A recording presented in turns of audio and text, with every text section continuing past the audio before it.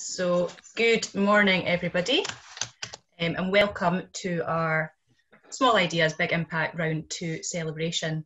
My name's Gail Hutchison and I'm Innovations Officer for Eat Well, Age Well, and I'll be hosting this morning. We are delighted to have some of our Round 2 projects joining us this morning to share some of the amazing work that they've carried out to support older people around food across Scotland. So I'd just like to give a very warm welcome to our speakers this morning. So we have Maggie Arkwart from Elder Voice, Lindsay Nielsen from Glasgow's Golden Generation, Laura Riley from Belville Community Garden, Sarah Powers from Stronsay Development Trust, Karen Alford from Westland Diners, who's a meal makers volunteer, Claire Mooney from Lanarkshire Community Food and Health Partnership, and we have Bob McPhail from Kennoway Community Shed. So the point of this morning is really just to celebrate the great work that's gone on through the fund, share practice and ideas and new ways of doing things to support older people to eat well, age well and live well. So firstly, just a little bit of background about Eat Well, Age Well for those of you who don't know. So Eat Well, Age Well is a 3.5-year project as part of the Food Train and funded by the National Lottery Community Fund. Our core focus is on the prevention, detection and treatment of malnutrition among older adults living at home over the age of 65. And a key focus has been test and change ideas through working with partners and through our Small Ideas, Big Impact Fund, which has been pivotal in supporting older people to eat well, age well and live well across Scotland. So the Small Ideas, Big Impact Fund was initially launched in October 2018, and it was set up to encourage encourage people across Scotland to create and develop ideas around the theme of older people living well via food. People could apply for funds between £50 and £5,000 to test out or extend initiatives which help prevent, detect and or treat malnutrition. So it could have been a completely new idea that people had, or it might have been something that's already working in an area they want to try out somewhere new. And the fund was specifically designed for individuals, community groups, social enterprises, charities and public sector workers to submit their ideas. So anyone could have a good idea to support older people, and the fund aimed to really support the innovation within the community. And it was really very open in terms of what people could apply for, so whether that be equipment to set up a lunch group or training around nutrition to hosting a local community event around food. So in total, we have given out over £160,000 to 47 projects across Scotland. So we've really reached far and wide with our fund. And this is through our first 2 rounds of funding. So round 2 was launched in May 2019. And in total, we received 77 applications, requesting a sum of over £290,000 across all 14 Scottish health boards. We were able to increase the total amount of grant funding to over £92,000 and support a total of 24 projects across 13 Scottish health boards. And you can see there that we really have covered the length and breadth of Scotland.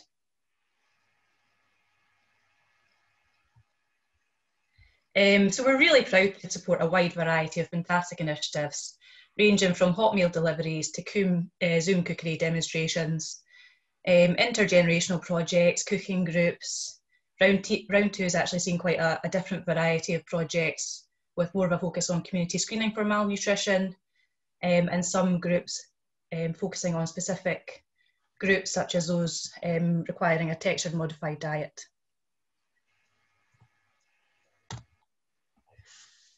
Round 2 projects have also experienced more challenges due to the pandemic.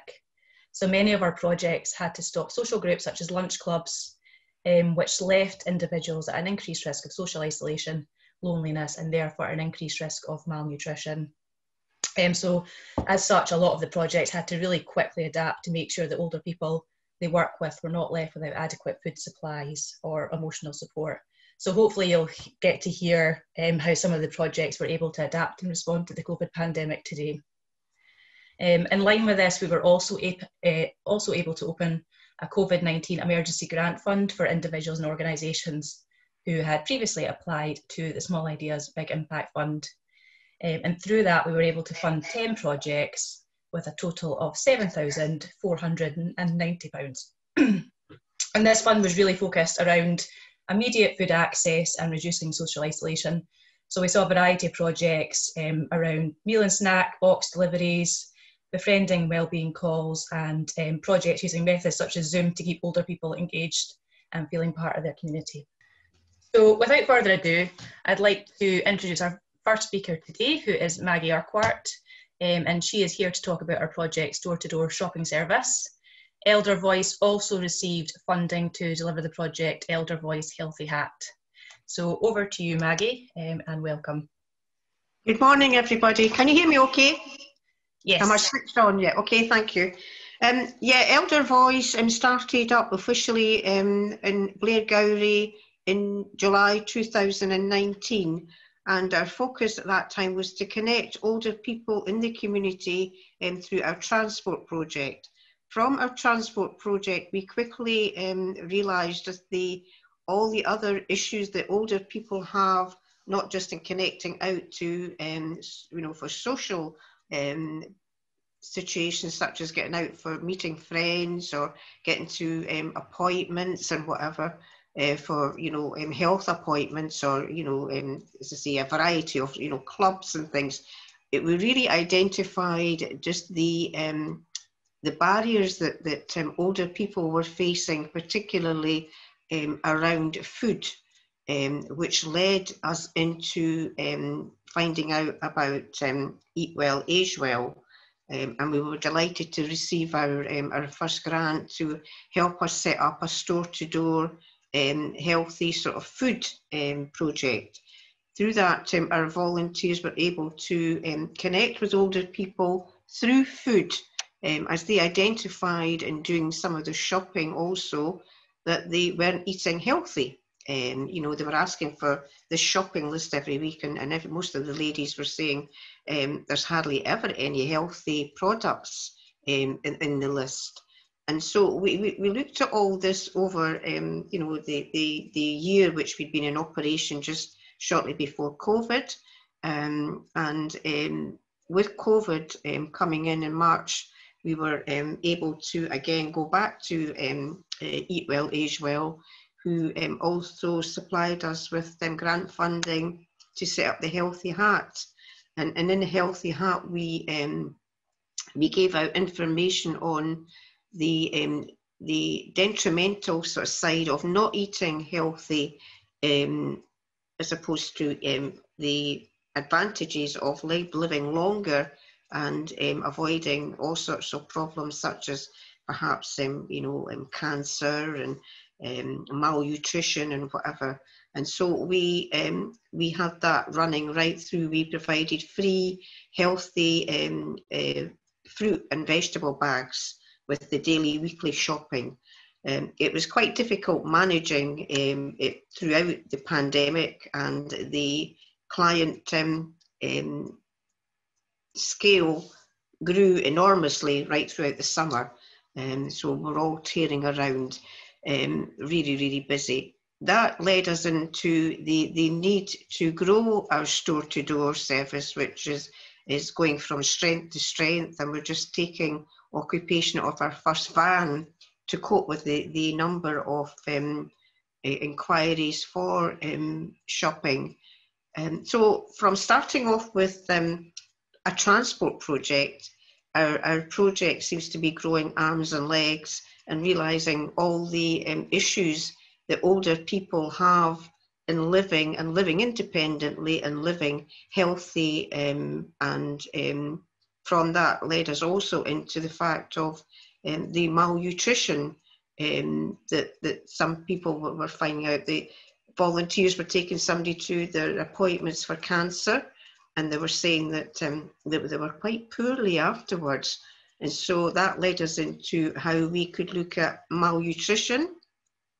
And we also were successful through the COVID period in attracting some funding to get boost boxes to give out to our clients who were a little undernourished or recovering from an operation, and or just generally just needing a bit of a boost. So we make up these boost boxes, working in collaboration with NHS, and we give out these to our clients who are identified through a referral source as well, but identified through our volunteers who do the shopping and the befriending element as well. So from a small project identified as sort of just needing a wee bit transport, we've gone from community transport to patient transport, into shopping service, into Healthy Heart for food and fruit and veg, into malnutrition. And we just seem to be growing arms and legs, and we've discovered that there's a whole volume of things that we would like to do, such as lunch clubs and lots more of foodie befriending, because we've also identified that there are some people who are at home that don't even have a cooker because they no longer can cook. So they're relying on sort of like these products that are going around just now, where you get 25 packs of something, stick them in your cupboard and bang them in the microwave. That they're full of preservatives and they're not good in long term for healthy options, and so we want to address that by doing a foodie befriending element as well. So we were really appreciative of the Eat Well, Age Well product, and the fact that they were able to provide quite a wide scope of funding to be flexible to the needs of people, and particularly our project has benefited from that. We are able to now grow, we're able to address inequalities for the elderly in the area, and we're just going to go from strength to strength here. We have in the last year gone from, we were in a better place now than we were in March 2020. We've had challenges, mainly technology has been one of our main challenges, not being able to work from the office. That's been a huge barrier for us. But as I say, it's been absolutely fantastic being able to be part of Eat Well, Age Well, to be able to address the problems that the older people face. And it's been a sort of a silent problem that nobody really appreciated, just how difficult it has been for many of them, because they sort of a bit of the silently just accept that this is part of life. Well, it's not. We want every older person to live as healthy as they can, live longer and healthy, and address all that. And we have been able to at least do something with it, through the help of Eat Well, Age Well. We've been able to address these small elements that are out there in the society that really people just don't know about. And certainly when it comes to the malnutrition, it's huge. I think it's something like about 1 in 10 or 1 in 20 older person in Scotland suffers from malnutrition. And it's just a bit, basically, it's just a bit of a silent killer with a lot of them. They don't realise that because they're not eating healthy, that what it's doing to both their body, their mind, it leads into dementia. They become socially isolated because they lose the energy element of wanting to do things. And so we want to take that whole package and deliver it. And with the help of organisations such as Eat Well, Age Well, we've been able to deliver just a small part of that, and hopefully we can grow. And we'd like to hear, we'd like other areas to hear more about it, because I'm sure that there's not just malnutrition in older people. I'm sure there's groups where they've got young people who are obviously suffering from this as well, again, by not eating properly. So Eat Well, Age Well has been absolutely fantastic, and our store to door is just going from strength to strength. So thank you very much. So next up we have Lindsay Nielsen from Glasgow's Golden Generation to talk about their project Grow, Eat, Learn. Glasgow's Golden Generation also received emergency funding for their COVID-19 appeal We do have a video to show, but I'll let Lindsay introduce our project first. So Lindsay, over to you. Hi everyone, I'm Lindsay. I have to apologise for the small dog. This is the only way to stop her from barking at the moment. So I'm the comms manager and also our dementia champion. And as you can see, we had funding to buy hens. I'm not going to say too much about that because it's all in the video, and it was quite exciting as a project. But the sad news is that since the video was filmed, we've had to rehome the hens, which I suppose is quite understandable given COVID-19 wasn't in my risk assessment in any way, shape or form. And I really did think that I covered all bases with it, but unfortunately a pandemic wasn't something that we could have foreseen. So sadly the hens have been rehomed, but subsequently we were able to use some of the funding towards our emergency parcels that we've been handing out over Glasgow. So we've delivered over 60,500 packages to older adults now in the past year and made 27,000 befriending and welfare update phone calls to older adults. We are a small charity, so those numbers sound crazily large, but it's been a year, so they add up pretty quickly. The other thing that's not in the video is we've also developed an app, so we've been able to incorporate some healthy cooking into the app and demonstrate to older adults how to cook healthily at home. We also delivered tablets to older adults because most of them didn't have any technology. So we've been teaching older adults how to access the internet, and the easiest way to do that was through an app, because trying to explain Internet Explorer and the like to somebody who's never used a computer before is a bit confusing. So just literally a touchscreen app has made life really easy, and we've had such good feedback from that. But yeah, I think the video is probably the best way to explain our project. Glasgow's Golden Generation is Glasgow's leading charity for older people that provides a wide variety of support services. We have 3-day centres across the city, and we bring in older adults from their homes to provide a meal every day and also to take part in activities. That includes things like armchair exercises, knitting classes, cooking, a bit of anything that people are interested in. And as well as that, we've got a befriending service that operates across the city. We've got a welfare service which helps people with benefits advice and also benefits applications. We have weekly clubs that we've got almost 1,000 members of the weekly clubs. So that's people coming together. They're volunteer led, which means that it's older adults themselves who decide what they want to do and how they want to do it, and we support and facilitate that. And all of these services work together to decrease loneliness and isolation. In October 2019, the organisation received a grant from Eat Well Age Well's Small Ideas Big Impact Fund to support the development of the Eat, Grow, Learn project. When we originally applied to the Small Ideas Big Impact Fund, we applied for a project that was kind of multifaceted. So the most exciting bit was we were buying some hens to be kept at one of our day centres in the east end of the city, and the idea behind that was to get our older adults interacting with the chickens, to get them helping with their care and that side of things. And also we were looking at getting our older adults outside and also doing a bit of growing, so things like vegetables and herbs and things. And then the third aspect of it was cooking.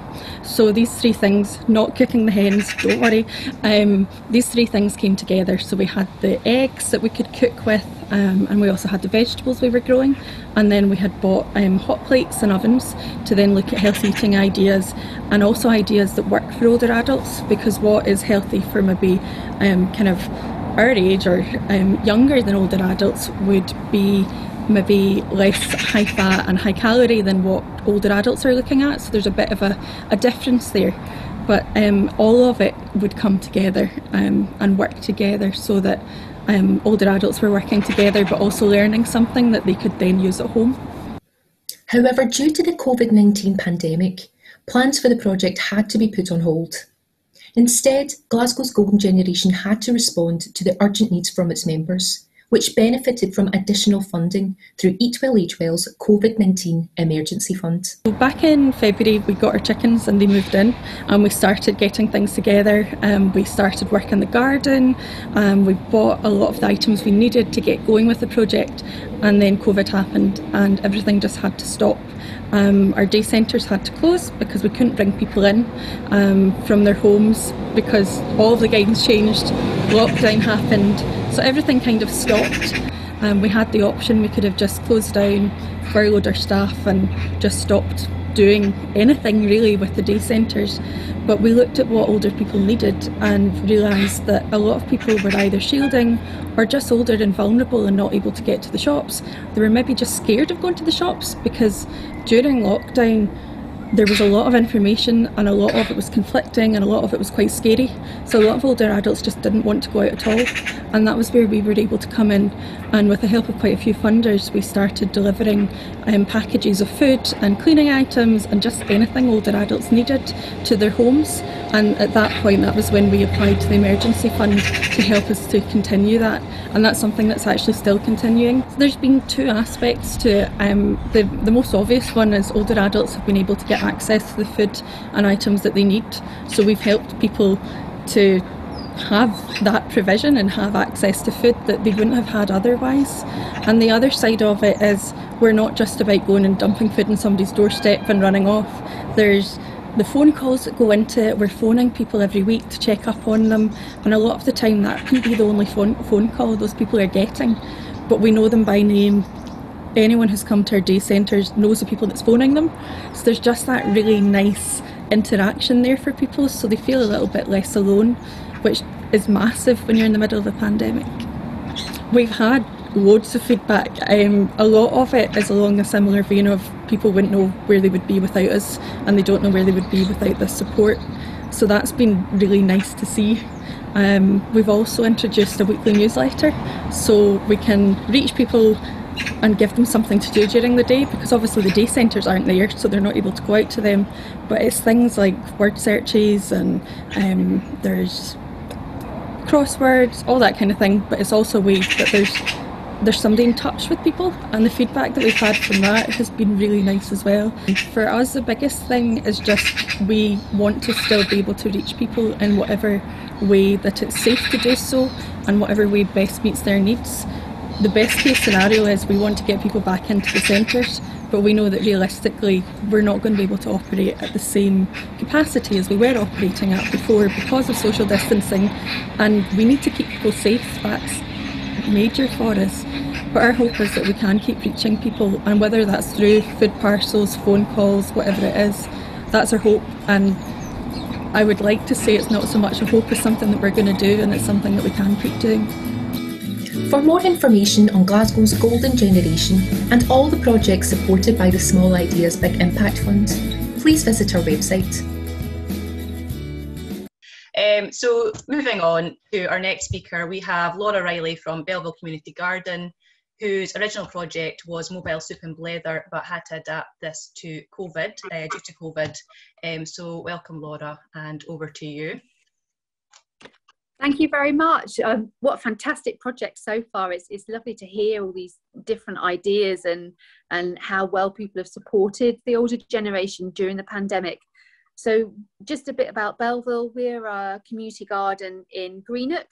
Unfortunately, we've got apparently the most deprived postcode in Scotland, but that doesn't stop us. We're all about bringing the community together around healthy, active lifestyles, from food to fork activity and active travel. And our organisation exists for all generations.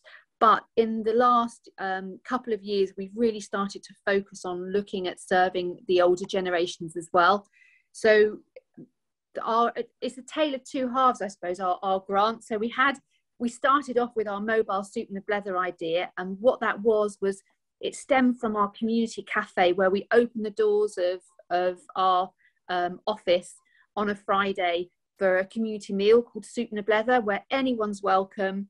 All sorts of different volunteers from all sorts of walks of life and ages serve people the food, and the food is mainly created from surplus from local supermarkets that we collect from, And also there's a big table there for people to take away the surplus as well, to help the environment. But we thought that there were lots of frailer members of the community who couldn't attend the mobile soup and leather, you know, even if we offered them transport, whether that's because of anxiety or they were just too frail. So we thought, well, if they can't come to us, we're going to go to them. So, and we started the service with about 10 people, visiting them weekly with a flask of the same soup that we were having at the soup and leather, so all freshly created, with a sandwich, often like some fruit and a sweet treat, and some company, you know, some befriending from different generations. And it was really well received, because most of the people who we were talking to weren't actually able to access outside of their house, and they were referred to us by the Health and Social Care Partnership. So already people who were struggling in terms of malnutrition have been identified as being at risk. So it was great. We used the training from Eat Well for our staff, so they learned about how to fortify food and learnt about the issues around malnutrition. And these are young people often starting in a career in catering, so it's great that they have that support from yourselves. So unfortunately, you know, like the other speakers, the pandemic soon put a stop to our best laid plans, which was a shame. And we didn't leave the people who we'd started to make contact with in the lurch. We stayed in touch with befriending phone calls. We made sure they had access to technology through the Connecting Scotland scheme. We got them iPads if they needed them, and training. However, we had to, you know, in terms of our postcode, we were called the COVID capital, unfortunately, through the summer. We had a lot of media activity, including a piece on Newsnight and in The Guardian. It was just the most unbelievable period. So we had to really change things very dynamically and very quickly. So we took over a sports hall to supply self-isolation food boxes. And we had 200 new volunteers registered and 100 on the books at any one time to help supply nearly 4,000 self-isolation food boxes going out through the summer. Now those food boxes they contained a lot of different things, and we tried to tailor make them to who we were needing to supply the boxes to. So we made meals in our training kitchen, because a lot of the older generation who we were supplying to were, again, you know, too frail really to cook often for themselves, or could only cook a little bit and needed a lot of help in terms of extra supply of food. And again, we were able to use our knowledge about fortifying food to be able to help people who were at risk of malnutrition. We further sort of tailor-made the boxes to an older generation with things that older people, I suppose, just like to eat. So little mini quiches, not much, you know, not big portions, you know, little tins of ham, little bits of fruit and vegetables, you know, just so that it would encourage them to eat. We found that a big learning for us was when the shielding boxes started to kick in, the government ones, that actually really stressed a lot of elder people out, because there was a lot of food there, and it was a lot of food they didn't really want to eat, a lot of chickpeas and tin tomatoes that they didn't really know what to do with. So we used to go and collect those. We'd drop our boxes to them and collect that food back so it could be reused for other members of the community. It was just an interesting learning. And I suppose it's not like some of the other speakers have said, it's not just about the food. It's not about dropping a box of food and running off. It's about the kindness that they're receiving the food, but they're receiving part of the community as well. You know, that love from the community. So we'd get little poems, cards from local children. Often we get a lot of surplus flowers. So we put together bunches of flowers, things from our garden, just making connections, things like that. And I think that was the feedback we had, that was so important, just to keep people going. So it was those sort of little acts of kindness plus information. We could use these boxes for dissemination of information. So for example, exercises about keeping healthy, even just in your chair, exercise information, about what was going on sort of locally during the pandemic. So we did that as well. I mean, one person wrote to us to say that they'd never received a bunch of flowers before, and this was the first bunch of flowers they'd ever got. I mean, how sad is that? I mean, some stories are really, the volunteers and the staff, you know, we will feel this, you know, for such a long time, you know, these really heartwarming and heart-wrenching stories that have come out of people's situations during the pandemic. So what we did is we teamed up with a charity called Your Voice, and they have community connectors who man the phones for us, because we're just small, and we the volume of phone calls that were coming in, we just couldn't answer them properly. But the great thing about partnering with Your Voice was that they could not only answer the calls, they could follow them up with further befriending calls, and also signpost people, because often they phone up for maybe a food box, but actually they were having issues with their mental health, or they were having financial issues that then Your Voice could signpost them to. So this has been a fantastic kickstart for us for working in much more depth with the older generation. And so since then, we've started doing so much more. We've done things like a pay later shopping service during the end of the pandemic for people who couldn't get out safely to the shops, supplying cooking equipment, bits and pieces that the older generation might not have if they were having to cook newly during the pandemic. Tabletop gardening, that's been really successful. So bringing, where people couldn't get out to the garden, bringing the soil to them with small projects that they could manage. Recipe boxes, again, aimed at older generation. Burns in a bag was a great one as well. So again, just like the other speakers, just whatever we can do to bring a bit of kindness into people's lives during this really quite desperate period. So I think that's all that I've got to say. I've really enjoyed being part of this project. We all have at Belville, and we're really looking forward to doing more and more with the older generation. Fabulous. Thanks so much, Laura, for sharing. It was really great to hear, particularly how you've used the training in terms of, you know, fortifying foods and really tailoring your self-isolation boxes to older people. And also how some great partnership working has come out of this with Your Voice, and so you're tackling the social isolation side of things through the befriending calls as well. And also you mentioned some of the testimonials from people as well, and you know, having read your evaluation, it was really touching. You could tell the difference that it's made to each and every person. So thank you so much for sharing about your project. So next up we have Sarah Powers from Stronsay Development Trust. And well, she's here today, but she has made us a video specifically for this morning, which I will share with you now, and it's about her project, the PD Larder Box. So let me just share that with you.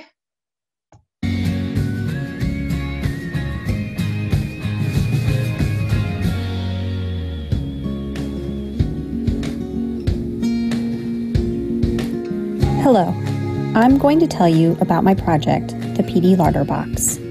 But first, let me introduce myself, tell you a bit about my job, and the community that I live in. My name is Sarah Powers, and I am the Stronsay Community Wellbeing Coordinator. The Community Wellbeing Coordinator role falls within the Island Wellbeing Project, which began in 2018 in response to identified gaps in service provision for the non-linked Orkney Isles. The aim of the project is to improve and maintain the well-being of island residents, to ease the rising cost of living, and to reduce pressure on statutory services. One of my main focuses is to build the capacity of groups, activities, and services on island by co-creating programs which will help the community in the long term. Stronsay is one of the non-linked North Isles of Orkney. By most people's definition, it is remote. You can reach Stronsay both by plane and by ferry, but the plane only sits 8 people, and the ferry takes between 1.5 to 3 hours, depending on weather, route, and time of year it is. Our population hovers around 350 people, with around half falling into the over 60 age bracket. You may have picked up by now that I don't sound Orcadian or even Scottish. You would be correct. I am an American. I came to Stronsay for the first time in 2017 on holiday. I quickly fell in love, both with a man from the island and the island itself. I moved to Stronsay permanently just over 2 years ago. I've never lived anywhere quite so remote, and one of the things I miss the most is being able to walk into a large grocery store with a wide range of fresh fruits and vegetables with many of the in-season vegetables coming from within the local area. We are lucky enough to have 2 local shops on island, and both are fantastic and do the best they can. But fresh fruits and vegetables coming to Orkney, let alone Stronsay, have a long transport time and often are not in the best condition by the time they reach our shores. When I moved here, I knew that there were people on the island who were growing fruits and vegetables and were selling them, but there seemed to be a disconnect. I didn't know where to find out what was available, where I picked them up, or did they deliver? So when I started my job in March 2019, I had a few things in the back of my mind. 1, it took a really long time to get to mainland Orkney to go grocery shopping. Yes, you might save money, but you also spent up to 6 hours on the ferry. Plus, if you were older, how did you transport a week or more worth of groceries without the added expense of taking a car? 2, we had local produce providers, but it wasn't clear what was available or how you could get the fresh produce. 3, I thought it was an awful shame that with local fruit and vegetables available, we were still relying on produce from as far away as Spain or Italy. Add in a lack of locally available jobs and older community members living in isolation, and I had an idea brewing. When the Small Ideas Big Impact Fund was first announced that summer, I started to get my ideas down on paper. My first step was to reach out to the local businesses, which together would hopefully form the core of my application. On Stronsay, we have 3 small businesses that produce fresh fruits and vegetables. Red House Plants is a small, family-run business that provides plants, fresh produce throughout the summer, and small batch honey from their beehives. Stronsay Markets started as the personal garden of our now retired physician and has grown into multiple greenhouses as well as the plot for carrots and potatoes and the like. Raymond's Veg is run by Raymond, a lifelong community member who plants an extra-large vegetable garden and sells off his excess. When we thought about our project, we wanted to tackle 3 areas: food delivery, or getting local food to local people, social isolation and loneliness, and nutrition.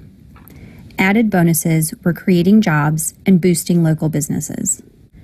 The cornerstone of the project was the weekly delivery of fresh fruits and vegetables to the participants.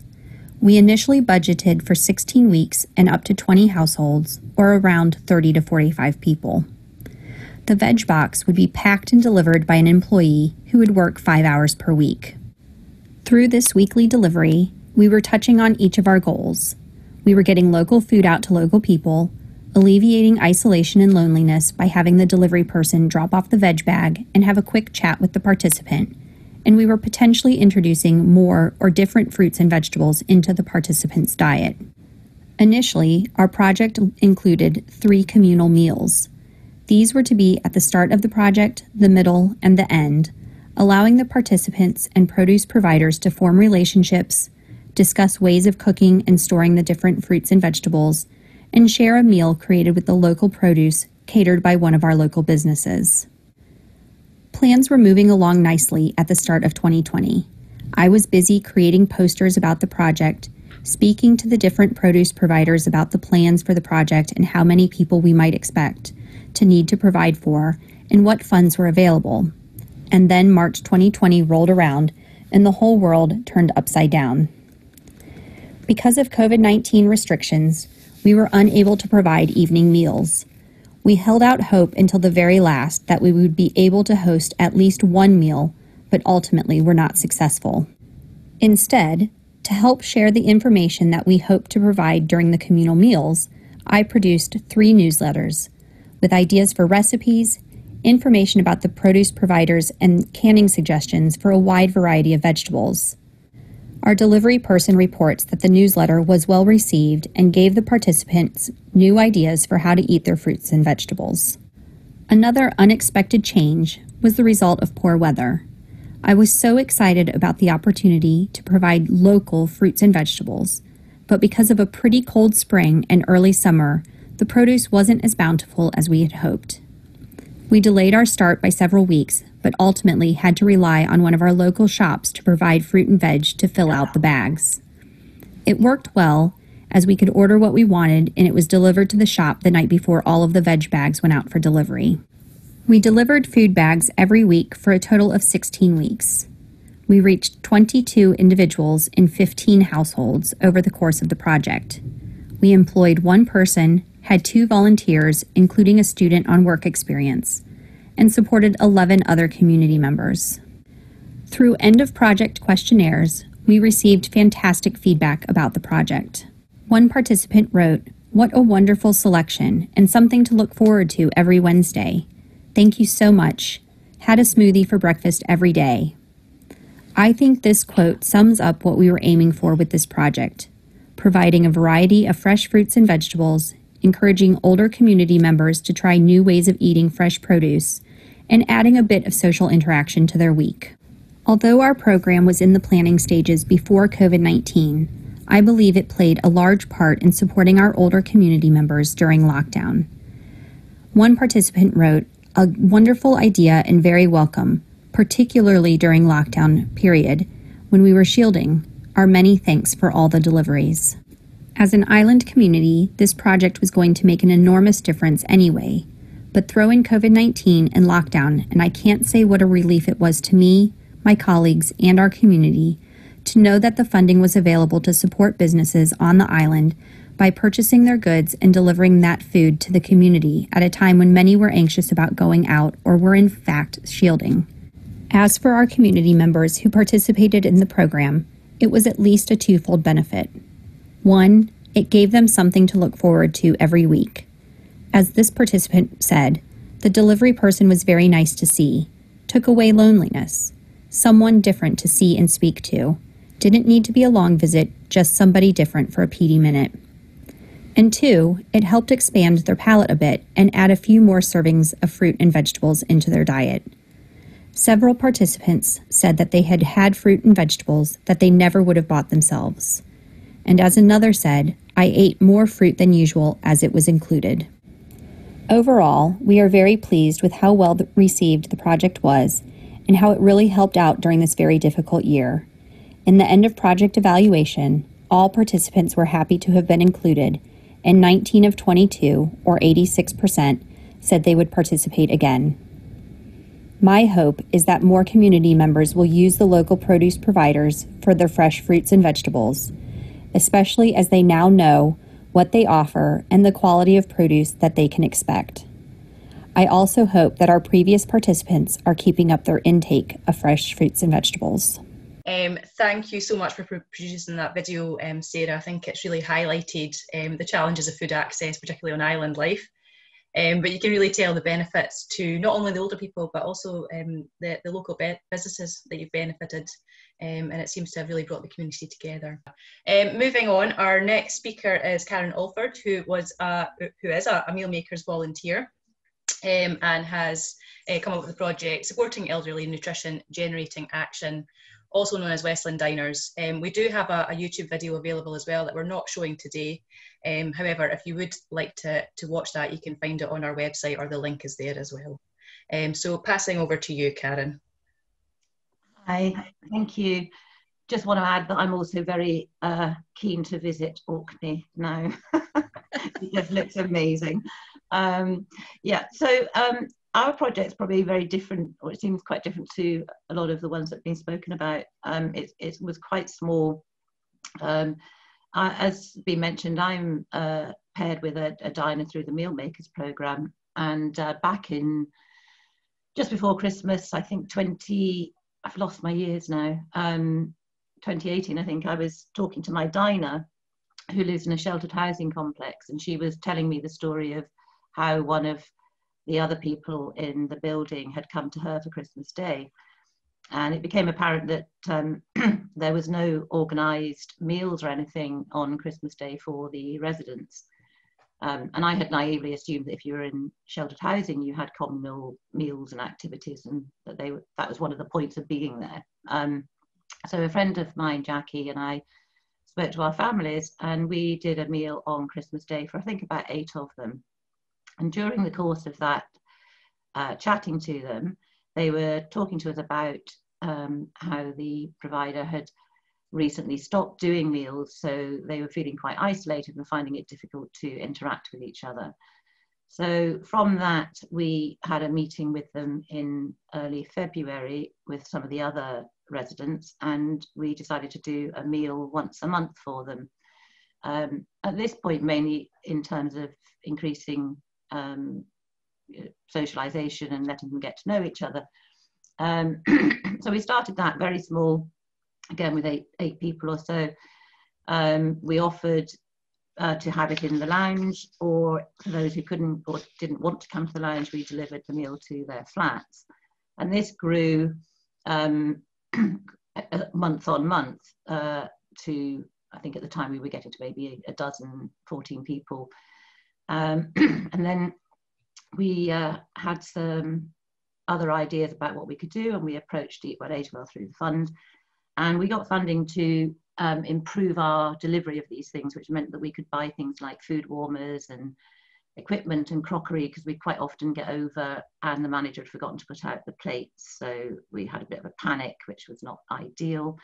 So we got all our equipment, things like that. We were doing quite well. We got the meals up, I think 30 people were attending the meals, and it had really become like a dinner party for them. They dressed up, we got to know them really well. We brought in a friend who sang for the evening, and that encouraged even more people to come. And we found that initially when they came, they sat in little groups with their friends, but as time went on, when they arrived in the lounge, they would just sit anywhere. They really integrated with each other. They brought friends in from the community, so there were other older people who came in. They started reading poetry to each other after dinner. They had sing-songs, and it was really lovely, and we got to know them. And then the pandemic hit. So halfway through the funding, as it were, we were a bit stuck. So for a couple of months, we pulled right back until we were sure what was good. But obviously with the pandemic as well, all the volunteers and my friends who were helping weren't able to come, so it fell to me really. So one of the things we'd also got funding for was an idea we'd had about providing slow cooker meals to them, because we felt going once a month didn't really seem to meet everything. So we had this idea that we would prepare raw ingredients as a recipe, put it in a pot, provide a free slow cooker, and deliver the pots one day, and they could put it in the next day, and it gave them 2 portions of a casserole. So it had been delayed due to the pandemic, but again in about June I decided, having talked to Eat Well Age Well and rejigged our project and our budget, that we would start the slow cooker trial. And also the most popular desserts had been pavlova and apple crumble, so I offered them all the option of having a dessert delivered once a week as well. So that started in about June.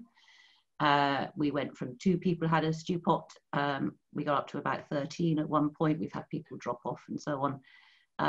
And that went, initially it was a plan as a 10-week project.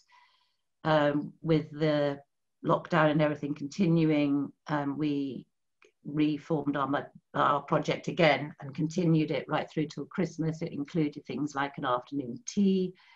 We added Christmas hampers in, and got it all the way to December, which was great. And we're still continuing the stew pots now and the weekly desserts. So mainly I've had to rope my husband in to help me, which has been great.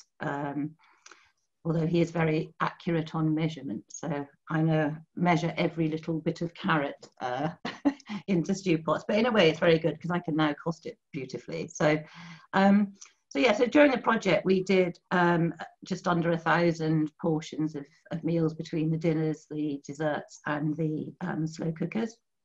And as I say, we are continuing to do that. But what we have found for the slow cooker meals, they're very well received. They've had sort of indirect positives I hadn't thought about. There's been a lot of comments about being able to have this cooking during the day. It creates the aroma of cooking. It helps improve the appetite.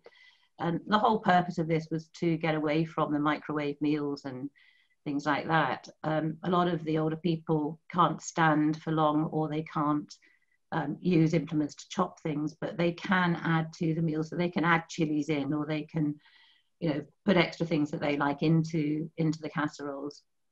So they get a sense of being able to participate in it. And it's been really welcomed by carers as well, because it's very easy for them to just tip the pot in the morning and then have the meal in the afternoon. Halfway through, they asked us to add vegetables in, so we put in carrots, potatoes, and I tried spinach, but that didn't go down very well, so we're back to peas. So yeah, we've been doing this for quite a while. When we were doing the meals, what was really nice was that we raised funds to cover the ingredients normally, although Eat Well, Age Well helped to secure that for the year, which was great. But the people who dine donate at every meal, and they raised nearly £1,000 for meal makers in the process. So it was a great sort of circular helping each other, that we raised money to feed them and give them an evening, and then they donated money to meal makers. So we really liked that idea. So really, I think where we are now is, I don't know how to stop now, because they're still relying on it, and they're all desperate for the meals to come back. They've really missed that social interaction. They've all been basically in their flats for nearly a year. Going around every week has been great, because I've been able to see them, talk to them, keep the contact going, and I think we've learned so much by doing all this, how to do it, what works, what doesn't. And ultimately, we'd like to be able to pass on the model, if you like, for both the monthly meals in these residential complexes, but also the slow cooker idea, I think, has possibly a wider reach into the community, if we can just work out how to structure that, and how to do that. So we're continuing, but the plans are to try and create something a bit bigger in the end. So that's really it, I think. Brilliant, thank you, Karen. It was great to hear, firstly, about the original project idea, and the meal sharing, and it just kind of shows the power of social connection in terms of people trying new things and eating more, and how important that is. And then hearing about the slow cooker trials, it sounds like that's been really successful as well, so that sounds fantastic. Okay, so moving on to our next speaker, we have Claire Mooney from Lanarkshire Community Food and Health Partnership, here to talk about her project, North Lanarkshire, Eat Well, Age Well.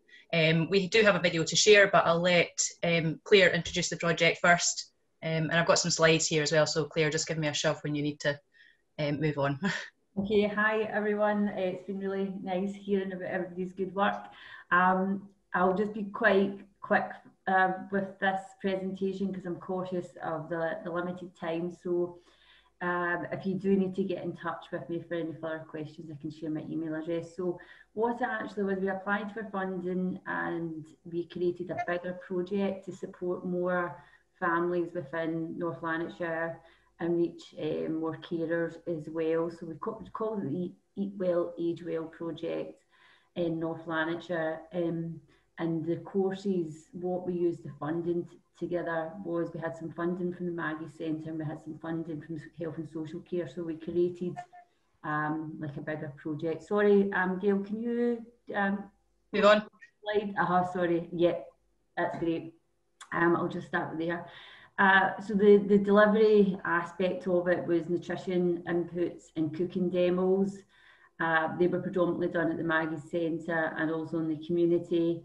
As well, we ran a nutrition and cooking course, which the video is on, so we'll show that soon. And also there was a training programme, so we're aware of the sustainability aspect as well. So any fitness coaches, any staff that was working with older people in shelter accommodation, we tried to train them and make them more aware about nutrition, and also volunteers as well. So there's that aspect. So over the course, we supported 68 older people, 10 members of staff and 15 volunteers, and unpaid carers we reached 45 as well. So it was really a good project. We enjoyed delivering it.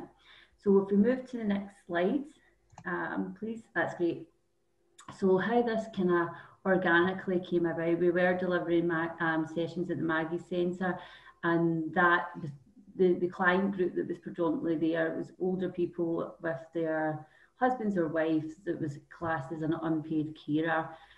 So from the nutrition sessions which ranged from healthy eating advice or food fortification, so some people had to gain weight, some people wanted to lose weight, just depends on what type of cancer they had. And there was also a group there, it was a constituted group, and they called themselves the head and neck group. So they had experienced head and neck cancer, and for a range of reasons, it could have been part of the tongue or the esophagus, stomach being removed, or it was damaged by the actual treatment. So it resulted on them either having like a textured diet. Now, for anybody that doesn't know what a textured diet looks like, it's similar to, it looks like baby food. So the presentation of that can be quite, it's a skill to present it very well. It's also a skill we aim to keep the nutritional content. So if you think about cooking carrots, if you cook them that much, you would be better drinking the water than the actual eating the carrots. So there's a real issue about keeping food nutritionally packed. So that's where the learning came in, and they requested to do some cooking and knowledge around that. So we co-designed a course with them, and that's what the video will show. So without further ado, I'll hand over to Gail, and then I can welcome any questions. Lanarkshire Community Food and Health Partnership are a charity registered in Scotland. It was formed 30 years ago in North Lanarkshire, originally known as the Lanarkshire Federation of Food Co-ops. We're here at Maggie's today to deliver a textured diet and nutritious cooking course, which has been co-designed by the participants and myself. All the group have had head and neck cancer, and as a result of having the disease and treatment, some of the participants are on a textured diet. Often if people are on quite a restricted diet and not able to eat the things that they would normally eat, sometimes people end up having lots of smoothies and soups, and the texture of food is really important as well. So one of the things on this course is that people are going to be taught different ways to make foods of different textures, so that again it increases that enjoyment in eating. I developed cancer at the top of the palate and one tonsil, and with the radiation treatment, eating is very difficult still. Because I don't have any saliva. I was diagnosed with a head and neck cancer in my mouth. I had a tumour, so I had a neck dissection, and then I had 6 weeks of radiotherapy. So although the cancer wasn't in my throat, what's happened is the radiotherapy has damaged my mouth, and it's made it difficult for me to swallow. We've got a team of public health nutritionists who work throughout the community, working with a whole variety of different groups, helping people to make better food choices and be more active. Our nutritionist Claire works with various groups throughout the community, helping them to adjust to whatever condition that they're actually living with. Claire's been working for about 5 or 6 weeks in an 8-week course here at Maggie's. They've been producing a variety of different recipes, gaining confidence, gaining new cooking skills, and also learning a wee bit about their nutrition. And I think what's lovely is that people are coming along with their partners too, so that there are couples there, so a large part of the family are being involved in doing that preparation. It's not just one person coming along and then having to go back and sort of tell a partner what's needed and what they're finding helpful. We've all maybe had the same sort of cancer, but I can't eat any dry. It needs to have a sauce to be able to put it over, where some of them need to have it dry. I had to have teeth removed as well, so I can't chew on this side, although I got teeth made, but I lost my sense of taste. But I'm quite lucky that it's came back. My tastes have changed, and there's certain things that I can't, really don't like that I used to like. I can't eat spicy food now because it just burns my tongue. Even like tomato sauce and brown sauce, I can take a tiny little bit of it, but my tongue just can't cope, and that's been about a year and a half, over a year since I finished my treatment. I thought I wouldn't like sweet potato, and I bought some at the weekend after trying it in here. Coming to this has been great because for me, I do cook for my husband. I've kind of got back into it, but it's learning about doing different things, and, you know, doing like smoothies and things like that. I wouldn't necessarily pulse up my food, but it's just giving us ideas, like doing things with sauces and stuff like that, which I really enjoyed. This morning we cooked salmon, which I'm not really a fish hand, and again with the sauce, I tried it dry, couldn't swallow it, but with the sauce it went over, so it gave me two different ideas even just today, regardless of what we've learned over the weeks, you know, having a try at it, because you'd sort of gave up trying with being in your own.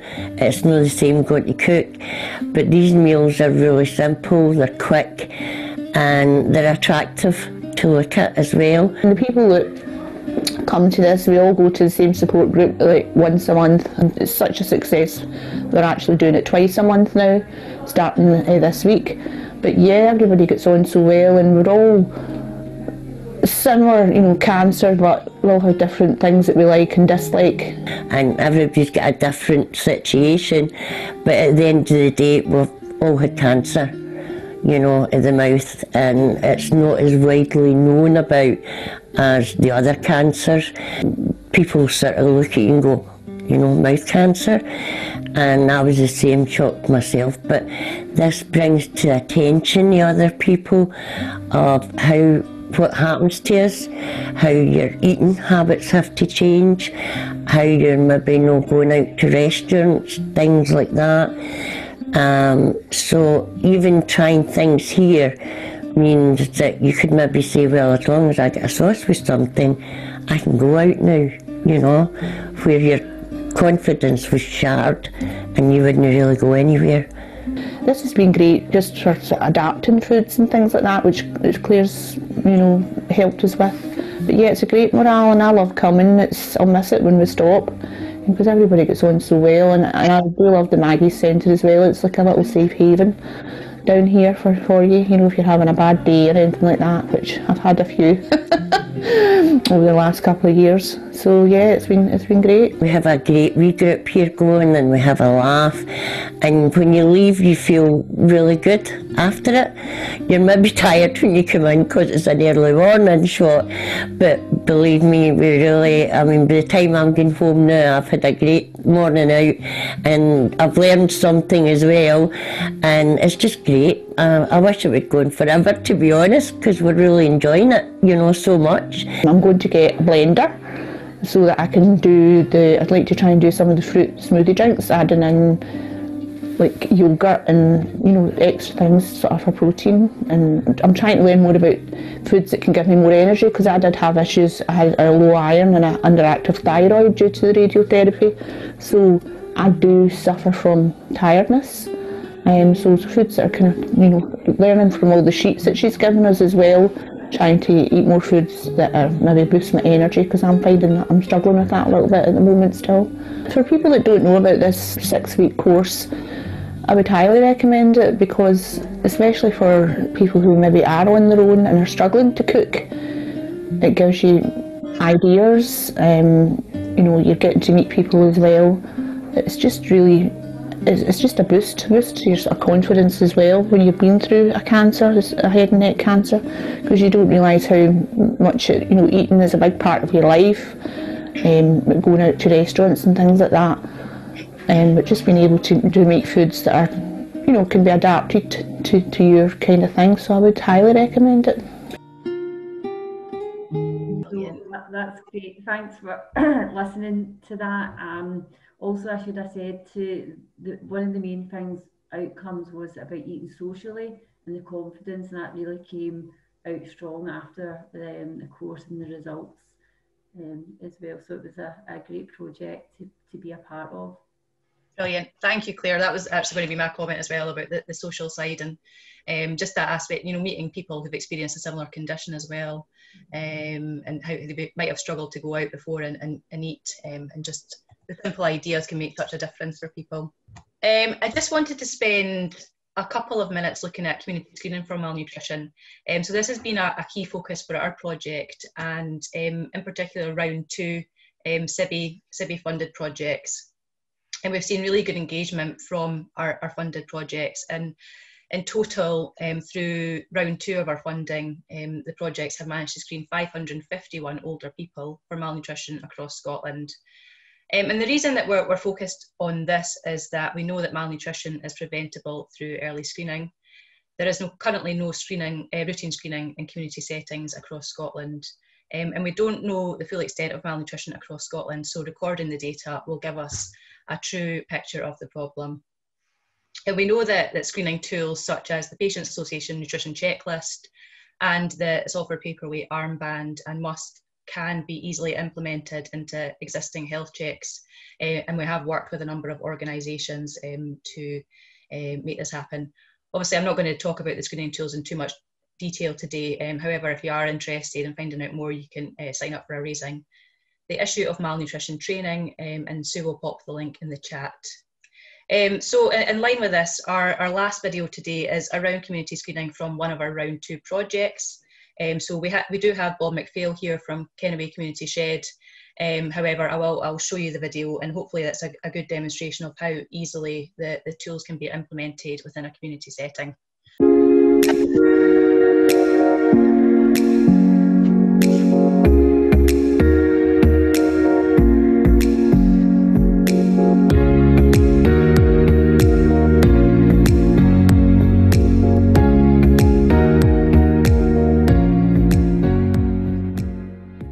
My name is Bob McPhail.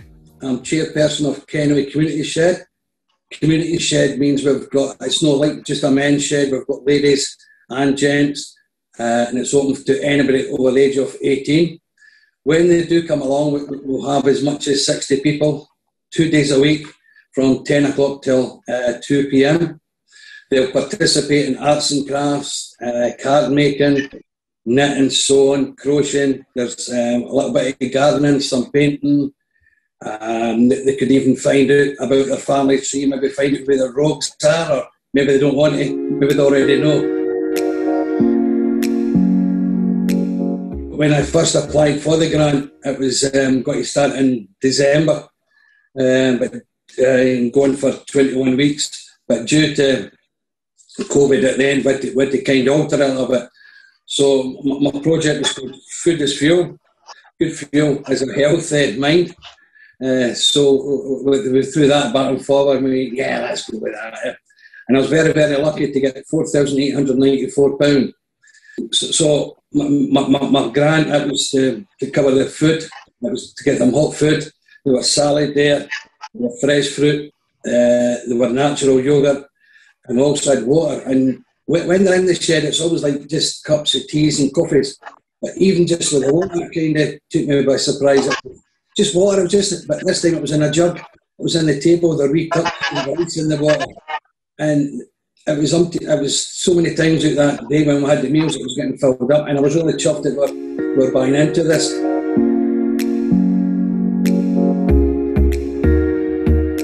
So after I got the grant, it wasn't just about the food. I had to try and see what else I could introduce to them. So the Patient Association Nutrition List is kind of a personal one, whereas they can either sit and fill it in front of everybody else, or they'll take it home, fill in, and I think there's about 9-10 questions, and they'd come back to me, and they'd hand it in to myself only. I would sit down and have a look at it and see if they had any issues. So there were 60 people went away with the list, and I got them all back. It was great. Some of them didn't really understand the questions. Some of them went, oh, that's not really what I meant.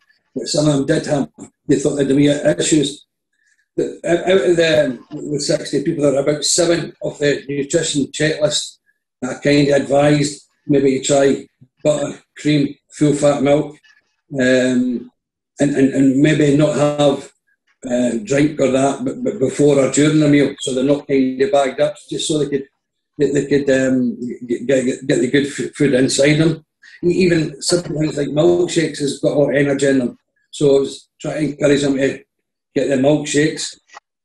I didn't have to go and take it any further to GPs, and I'd advised them, and one or two had went down to see the dentist, and one or two had spoken to their other families and all that. So it was kind of encouraging. We also went on to the paperweight band. So it was, if you're right-handed, you test it on your left. If you're left-handed, you obviously test it on the other one, on the right hand. And you just wrap it up, and I kind of, on the paperweights, it kind of tells you what you have to do. If the red line meets, and there's no moving up and down that arm, then, you know, that I don't think there's any issues there. If it does slide up and down, then we need to sit down and ask them maybe, you've been losing weight without meaning to, you've got a poor appetite, low energy or low mood. Then we're looking there and we're saying, does their clothes fit, does their shoes okay, their jewellery, their dentures, do they look okay, do they feel slack? Does the paperweight armband fit together, needs to slide up and down? Yes, it did. So then we need to address that.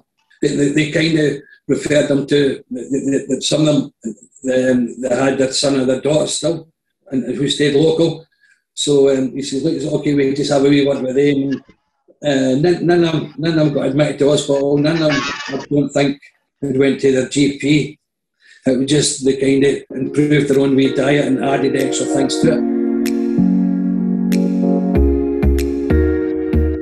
Definitely go for it. You know, you don't have to, like I say, play about with it first, so you're confident in using it. Talk in a mirror. Talk to one of your family. Talk to anybody else you need to about what you're going to try and do. Expert demo on them. Then once you get a feeling, then go back to your wee group and try it. All the help's there. You know, that help there, and we could obviously contact news guys, and there'll be things on Google you could probably check up on, but the armband's straightforward. It tells you what to look for. The malnutrition booklet is very, very good. A lot of information in that. With the questions, it's just who do you signpost them to, you know? It's just, if it is a big serious issue and you're not sure, ask them to go to the doctor. Let the doctor, he's the professional one.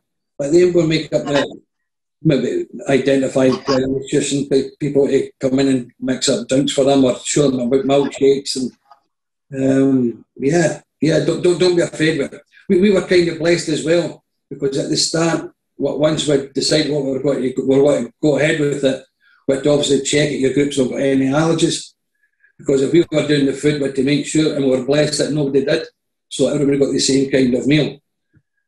So we're kind of blessed that way. So then we made up a little plan, but contact yourselves and pass on my number. Anybody needs to want to try a wee food one, please give me a wee phone and I'll talk you through how we done it. It's all about helping each other and learning from each other. And because I think that one will run quite smoothly, that's why we went right into another one coming up. Same idea, very same idea.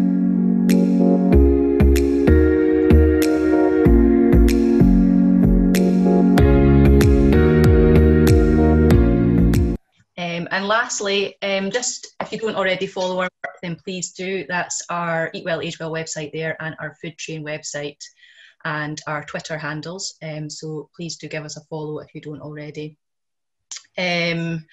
Lastly, we also have an Eat Well, Age Well podcast. We do have a couple of episodes on from some of our speakers today. So Lindsay and Karen have done episodes with us. So if you do have a chance to listen, there's a really good variety of podcasts on there about eating well and aging well. So please do give it a listen.